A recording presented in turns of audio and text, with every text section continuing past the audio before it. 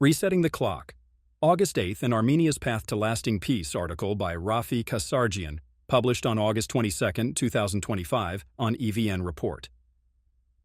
Much controversy and differences of opinion have surfaced following the August 8th summit in Washington, D.C., where Prime Minister Nikol Pashinyan met with Presidents Donald Trump and Ilham Aliyev.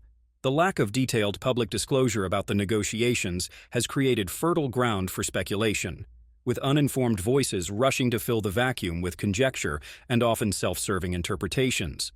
What is clear, however, is that this summit marks a significant turning point in the Armenia-Azerbaijan normalization process, while also altering the entirety of the geopolitical configurations of the region. An objective review of what has been made public to date fundamentally boils down to this.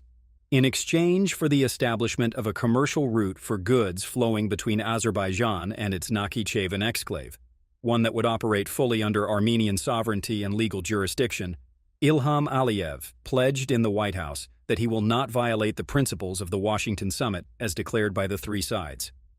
Of course, while this outcome is not explicitly stated in any of the signed documents, the broad contours of the arrangement have been recognized by serious analysts as a meaningful, if limited, restraint on Azerbaijan's ongoing pattern of coercion and escalation.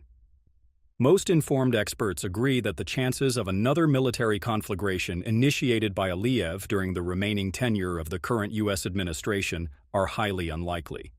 As a result, those characterizing the outcome of the August 8th summit, which was preceded by several months of intense negotiations, as highly favorable to Baku at the expense of Armenia, fail to comprehend the opportunity the agreement has created for Armenia to reduce the current asymmetry in hard and soft power capabilities between the two states. Said differently, the August 8th Accords should be understood not as the culmination of a process, but as its beginning, the first constructive steps toward transforming a destructive cycle of conflict into a framework for cautious coexistence, however imperfect it may be.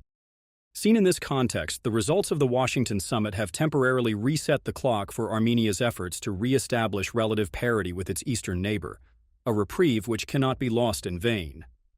The stark truth is that even 5 years after the 44-day war and 2 years since the catastrophic ethnic cleansing of Artsakh, many critical components of an effective, multi-layered deterrence capability remain partially completed or yet to be developed at all. While some of this can be attributed to lack of institutional depth and capabilities, it's also true that Armenian society has been repeatedly told that any concerted effort to achieve defense parity or respond proportionately to the enemy's aggression would lead to wide-scale attack on Armenia proper. In this post-August 8th reality, that threat has been diminished and deferred, though not eliminated, extending the window of opportunity for a coordinated nationwide effort to raise the stakes for any future attempt by Azerbaijan to exert threat of force to achieve political gains. Unfortunately, reprieves also run their course, often with graver consequences.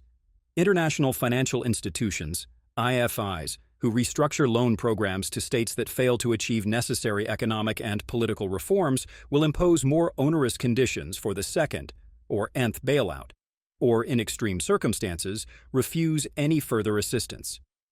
Similarly, the primary actors, friendly, neutral, or hostile, engaged with Armenia in this period of recovery, will each draw their own conclusions about the intent and ability of the country's path towards self-sufficiency, and act accordingly. In short, Armenia did not achieve a sustainable, guaranteed peace on August 8th.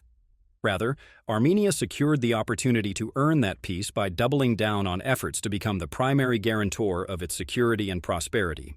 In addition to benefiting from the implied deterrence against renewed aggression by Baku, Armenia has the opportunity to leverage the MOUs signed with the United States regarding investment in the crossroads of peace, infrastructure building and logistical routes, civilian nuclear energy, critical to support Armenia's growth plans, especially in tech, and finally, AI and semiconductors, which will have outsized benefits by further integrating Armenia's advanced tech industry into American supply chains and technology development. These MOUs represent the cornerstone of increased American involvement in Armenia's development. However, Armenia will only enjoy the dividends of these areas of cooperation if it fully commits itself to the execution of its responsibilities, something that requires significant political will, large-scale investment, and Last but not least, the active recruitment of experts, local and international, in each domain to ensure the successful completion of the series of projects emanating from these agreements. Collectively, investments and projects in these three areas have the potential to exceed any public-private initiative undertaken by any post-independence Armenian government. With this backdrop, Armenia now has less than 4 years to accelerate economic development by exploiting national assets such as natural resources, agriculture, renewable energy, tourism, and its advanced tech industry, as well as its global diaspora network, to channel the outputs of that growth into a set of strategic imperatives to assure its security across multiple dimensions. This can only be achieved by a coordinated, concentrated, and resolute joint effort by government, key institutions, the private sector, and society at large to capitalize on the clock reset on August 8th.